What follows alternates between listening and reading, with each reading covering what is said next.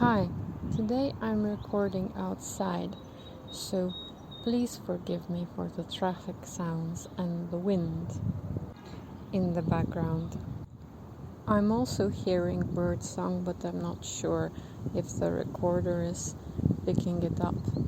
There are two small reddish birds that are very cute and they're flying past me all the time. But I wanted to have a small chat with you about autistic burnout, grounded in my most fresh experience of having a few very intensive days where I've somehow agreed to socialize, and now I've spent several consecutive days, very, very long days, just constantly talking and taking public transport and little kids around all day in their most chaotic era, and then taking public transport with those kids, which is a feat all in its own. And the people I've been socializing with are also under a lot of stress due to health problems with the kids. So they're freaking out basically all day, and I'm the calm one. And my routines are upside down, and I haven't even had proper meal times or proper meals. A couple of eating out occasions, and then the rest of the time I'm just wandering around, getting distracted or sad that all of my pots are taken. So if you're autistic like me, I probably don't even need to explain any further. This is one big autistic nightmare. But I'm not really here to complain, because I did willingly get myself into it. To be fair, I had no idea just how chaotic it was going to be. Half of the stuff was unplanned. But so far, I have mostly remained the calm one. And while I certainly have snapped by the end of a few days at one point, and also it gets pretty difficult at the very end of each long day, where I crawl into a corner and attempt to ask people to pretend I don't exist, which doesn't work, by the way. Once they're chatting to me as well. I have to note, I'm dealing with this situation just way, way, way better than I could ever have imagined based on the rest of my life experience. Because for most of my life, I probably wouldn't even sleep one whole night if there was somebody in my house. Not a wink. And I would be a complete mess just from not sleeping at all. This simple disruption giving me insomnia. And then if I just had to maybe talk to someone for an entire day, I'd probably have to rest for a month after that. I mean, talking to somebody for an hour or two is different, though even that requires a couple of days recovery. And as for that point, I actually thought that was still true about me. So this was my experience in the past, and I thought that around about now, also, if I spend an hour or two talking to somebody, I'd need several days of silence. Just because of the sheer amount of tiredness I would get from the intense activation of communicating. But it turns out that through all the growing that I've been doing, this is no longer the case. The intensity is there, but it doesn't break me. I could be snappy by the evening, but I manage to regulate myself to where the next morning is a completely new day, and I'm ready for anything once again. well, maybe not anything. I'd still prefer a couple of days in chill mode.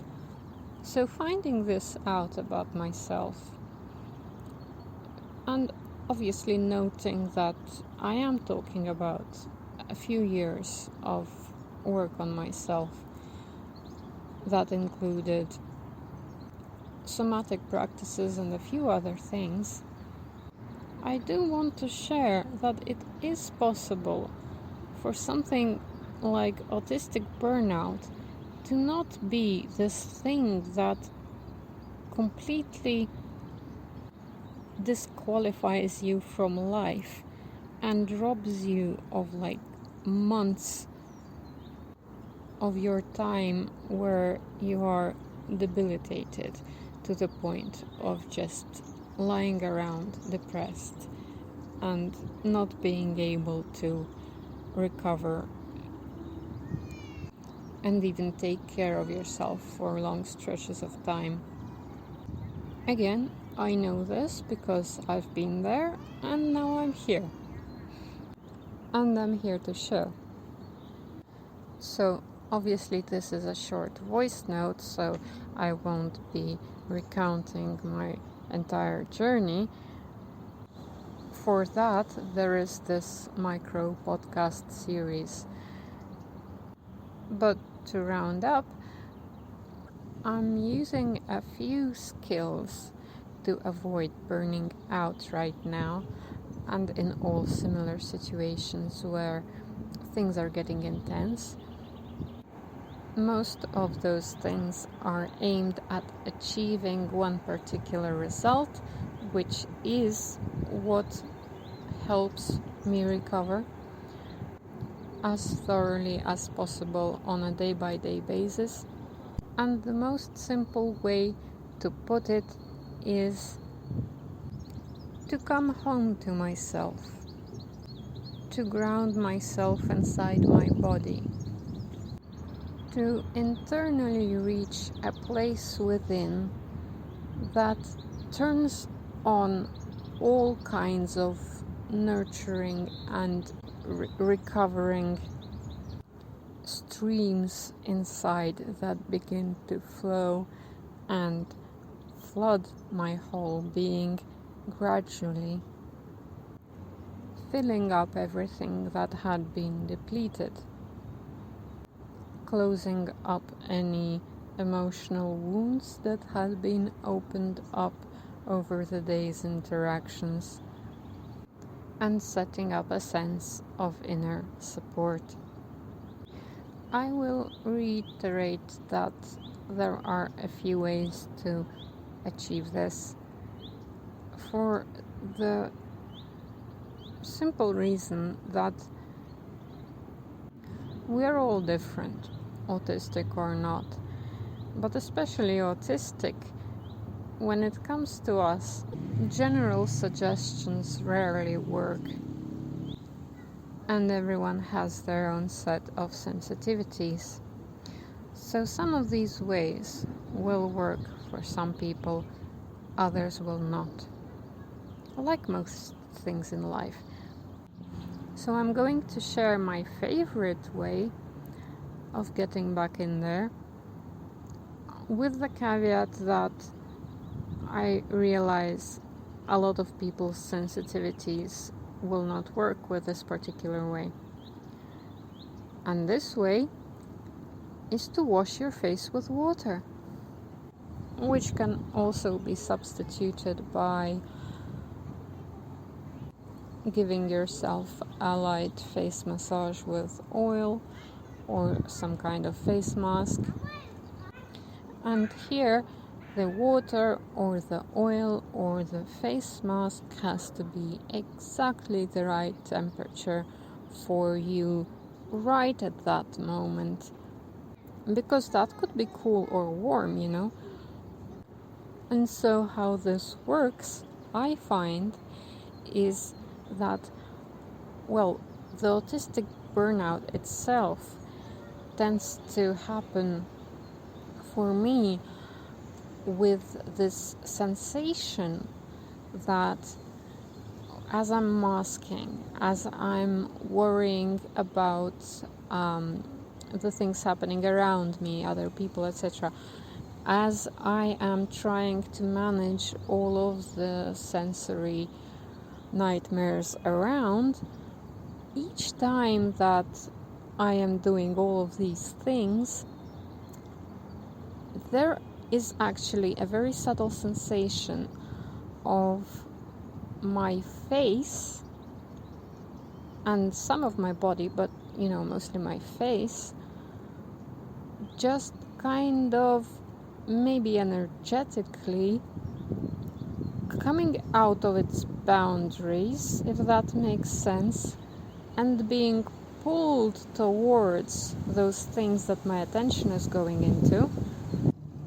I mean, a good visual here would be like the Dementors in Harry Potter attempting to suck the life and joy out of someone. It feels kind of like that, like there's like my face is coming off and being sucked into these not very joyous things. Well, usually not very joyous, because obviously sometimes masking is happening as we're talking to people we like or doing activities we like, but it's still difficult. So if that makes sense, that's kind of how I noticed it feels, and perhaps on some level kind of like what is happening.